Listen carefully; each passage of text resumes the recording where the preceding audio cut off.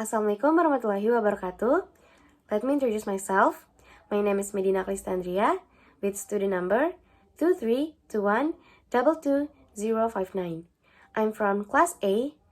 So in this video, I will explain about phonetics and phonology on chapter 2. When we communicate with someone having the same language background, we don't realize that we are following a certain rules which governs the use of the language we are using. Every language has its own characteristics.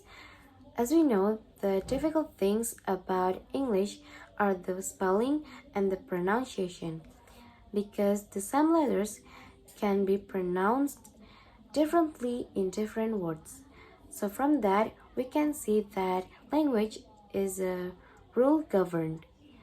In this video, we will concentrate about phonetics and phonology because they are components of the study of language.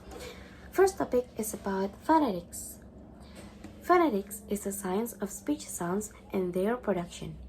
Phonetics deals with the study of human speech sounds, how they are produced, their physical properties, and how they are interpreted. In phonetics, normally divided into three sub-branches, namely acoustic phonetics, auditory phonetics, and articulatory phonetics. Let's talk about acoustic phonetics. Acoustic phonetics deals with the study of the physical properties of sounds in the form of sound waves that result from the production of the sounds. For example, when someone speaks, he will produce sound waves emitted from the mouth which will transfer the listener's ears, so that the listener hears and understands what the speaker is saying. Next is auditory phonetics, which deal with how sound is perceived by our brains. As just explained, when someone speaks, the sounds produced will give rise to sound waves, which will transfer to the listener's ears. Then, the sounds will be sent to the brain to analyze and determine what sound was heard. For example, whether the sound is p or b. Last is articulatory phonetics.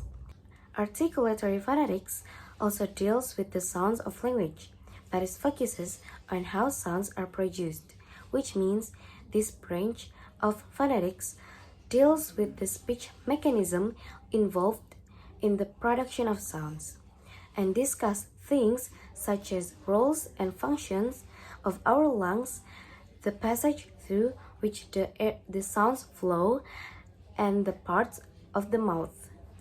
Second topic is about phonology. Phonology is about how the sounds are realized and arranged when used in actual speech. Or you can say that phonology is the study of sounds patterns, how they are organized in a particular language, and how sounds interact with each other. In phonology, we also discuss the arrangement of sounds to form a syllable or a word, and also handles how words are phonologically formed. As for example, the sounds l and p. These sounds can be combined into an ulp, as in the words help and sculp. If we compare, Indonesia also has the sounds l and p. But if you look at the rules of phonetics in Indonesia, the sounds l and p cannot be combined in one word or syllable. In Indonesia, the word help is usually pronounced like help, help. We can see that phonology does not deal with how the sounds are produced, formed, or perceived, but how they are arranged in relation to other sounds, so that phonology studies the sound system of language. The third topic is about sounds and letters. So, people quite often confuse sounds with letters. Sounds are not letters. However, a sound may be represented graphically by letters, but a sound is not synonymous with a letter. So, what is a sound? A sound is the noise that a human produces when communicating with another human. This sound is different from non-human sounds or from the sounds that an animal produces, because the human sound or combination of sounds brings about meanings. For instance, the combination of the sounds b, k brings about the meanings of an object that we read or write, that is, a book. After studying phonetics and phonology, in the study of sound, there is one technical term, namely phonemics. In phonemics, we study sounds in order to determine whether certain sounds are in contrast with certain other sounds which bring about different meanings or not. For example, the sounds p and b in English are phonemically different because the words that have these two of sounds have different meanings.